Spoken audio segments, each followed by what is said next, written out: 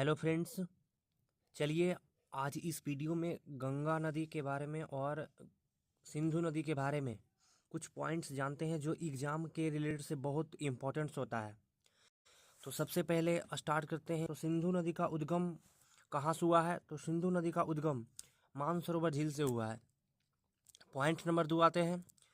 सिंधु नदी का कुल लंबाई कितना होता है? तो सिंधु नदी का कुल लंबाई 2900 किलोमीटर होता है। पॉइंट नंबर 3 आते हैं। भारत में प्रवेश सिंधु नदी का भारत में प्रवेश कहाँ से होता है? तो लद्दाख जम्मू कश्मीर से होता है।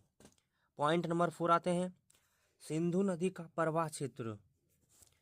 तो सिंधु नदी का प्रवाह क्षेत्र कितना है? 250 वर्ग किलोमीटर है। पॉइंट नंबर 5 आते हैं। सिंधु नदी की सहायक नदियाँ कौन कौन सा है? इसका सहायक नदी है झेलम, चिनाब, रावी, सतलज, ब्यास। पॉइंट नंबर 6 आते हैं। सिंधु का संगम स्थल कहाँ पे सिंधु जाकर मिलती है? तो सिंधु मिठानकोट पाकिस्तान में जाकर मिलती है। सिंधु नदी का गिराव कहाँ होता है? कहाँ जाके इसका अंत होता है? तो कराची के पास अरब सागर में अंत होती है।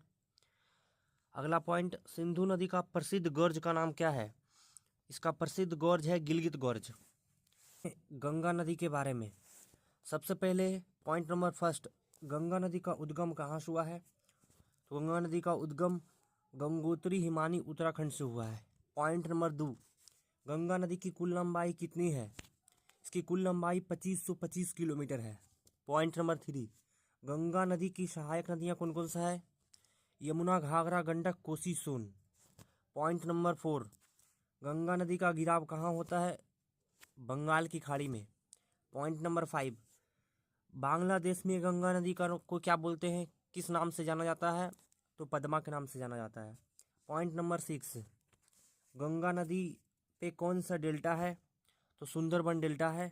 कहाँ है? जो ब्रह्मपुत्र के साथ मिलकर बनाती है। पॉइंट नंबर 7, गंगा नदी का उत्पत्ति कैसे हुआ है?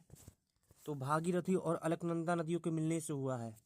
वीडियो अच्छा लगे तो लाइक करके जरूर जाइएगा। जय हिंद दोस्तों।